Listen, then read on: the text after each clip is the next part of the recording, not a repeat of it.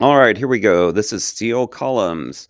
So what we're going to do is we're going to hide the 3D in the 3D view. We're going to hide the ground grid, and then we're going to set the view level to fine everywhere so we can see the columns and the structures that we put in. So this is what my final result is going to look like. I'm going to have a field of columns that looks like this.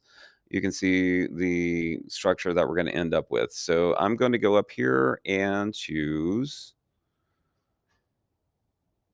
On each one, I'm going to go choose the fine view on all of my elevations and on my ground floor. What this does is it lets us see the structure. If you don't do this, it's just going to show lines where your columns are, and it makes it hard to understand what's going on. Okay, now I'm adding in the 3D view. And you can see I have the grid pattern here, and that's really confusing. So I'm going to highlight this grid pattern.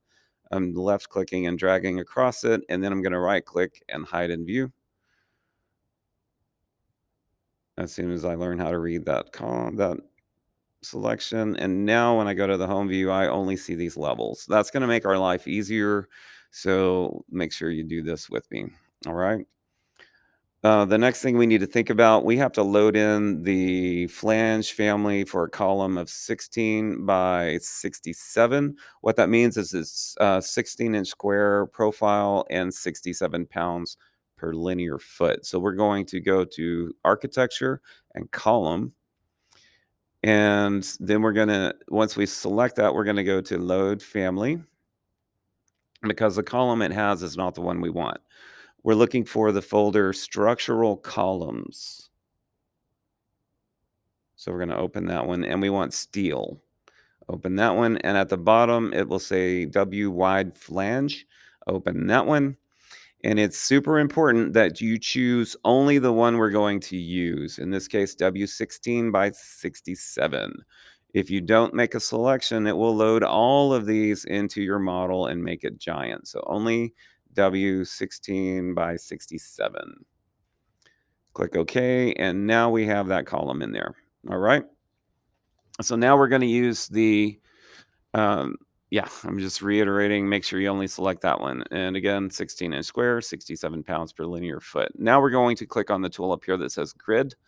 And then we're going to left click and drag across that grid and click check.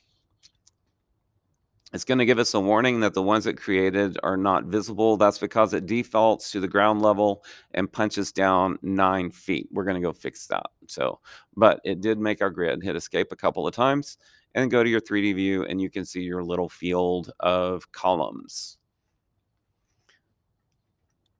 All right, so I'm going to go to a top view and I'm going to left click and drag across those and select them all. We want to go from the ground floor to second floor framing. And we want to have that offset 0. So make those changes in that order. Go to your home view, and now you can see that there are some nice tall columns. And then this section of my building is going to be 2-story, so I'm going to select all of those, and I'm going to change that from second floor to upper roof. So you need to understand your grid pattern, but this is how mine's going to be. And I have some columns I'm not going to be using. So I'm going to have a vestibule in the front, which means I don't need these 3 columns. And I have a shop extension in the back, so I don't need these 2 columns. So think about your grid design. If you want to add the vestibule later, that's fine. This is just to make sure everything has the correct foundation. All right. So if you go look at all your elevation views, since we have it on fine, we can see all the structural columns now. All right. So I'm just showing you that, hey, look, you can see them everywhere. Make sure all of them show up. If you don't have your view setting on fine, you'll just see lines. All right, that's all for this one.